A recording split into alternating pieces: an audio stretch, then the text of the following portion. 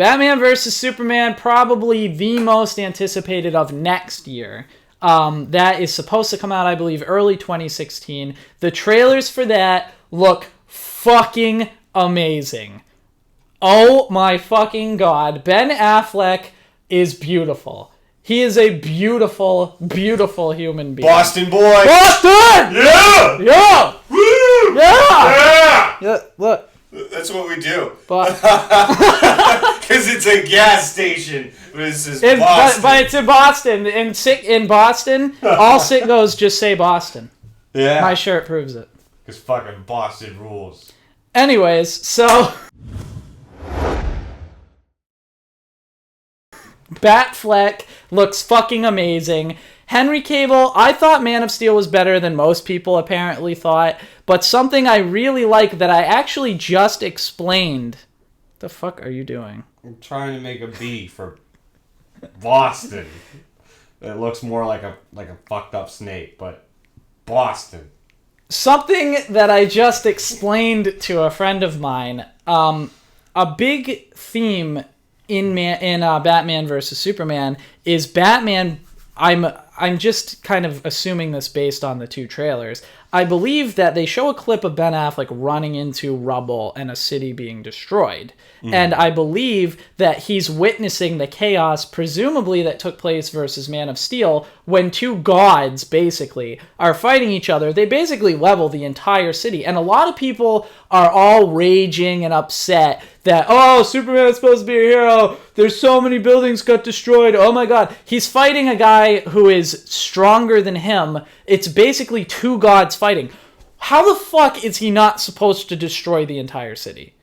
Like, I don't understand that criticism. Like, I get Superman's supposed to save people, but this is when he becomes Superman. He's brand new to saving people, and he's fucking fighting General Zod, who's fucking just as strong as him. And actually a lot more of a threat, because he actually knows what he is and is capable of using the full extent of his power. Yeah, and naturally, Batman agrees with all of these armchair generals sitting at home, like, complaining about Superman destroying shit. Batman sees all of these people die as collateral damage with Superman fighting General Zod. So naturally, Batman fucking hates Superman, because Superman's worse than the terrorists, basically, because, I mean, it's not his fault, but the fact that those two are fighting causes so much damage. Now, granted, he's trying to save them from Zod completely taking Earth over. This is why people don't get along, because they don't take the time to understand.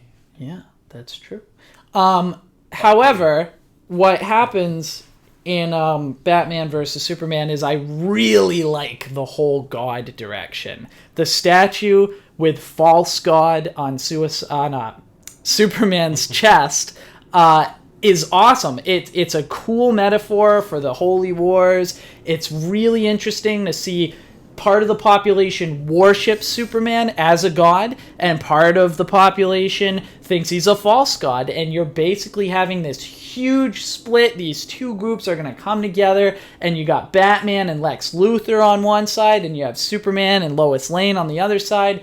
So fucking pumped. I just want to see Ben Affleck.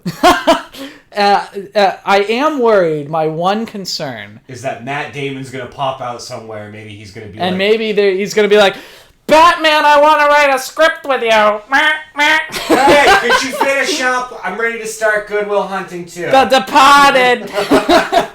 But we're going down to Harvard, beat up some smart kids. How do you like them apples? Oh!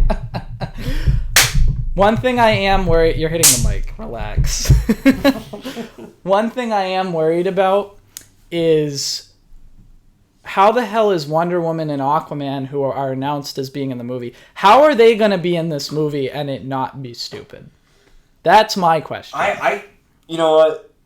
If you ever watch Entourage, that show was great. It was funny. I liked it. But one of the best parts is that he plays Aquaman, and it turns into a big hit. Yeah, and it's the number one movie. It beats Spider-Man. But the whole point of that was that it would be a joke. Like, nobody would ever go and see I love Aquaman. the big climactic scene. He runs out on the dock, and then he, like, looks both ways, and there's a wave. And then the movie ends. What the fuck is the wave? Is he putting out a fire? What does it have to do with anything? Does he also, like, is he, oh, wow. And is he moonlighting as the Hawaiian Punch guy? Oh, yeah!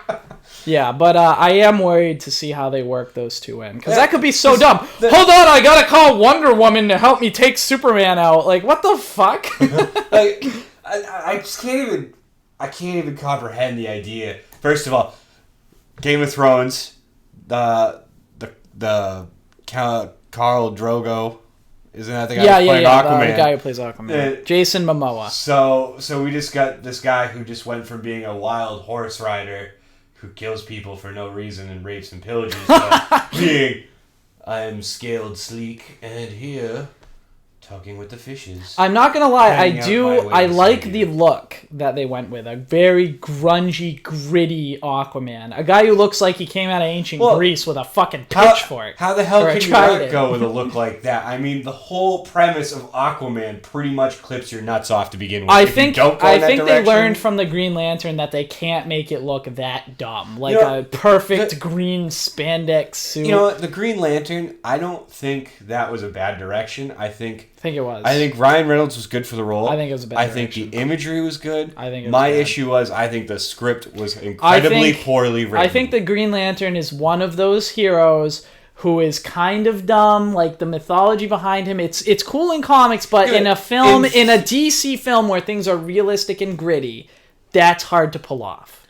But that's the thing. I don't think that it was that was hard. I think it was just poorly written.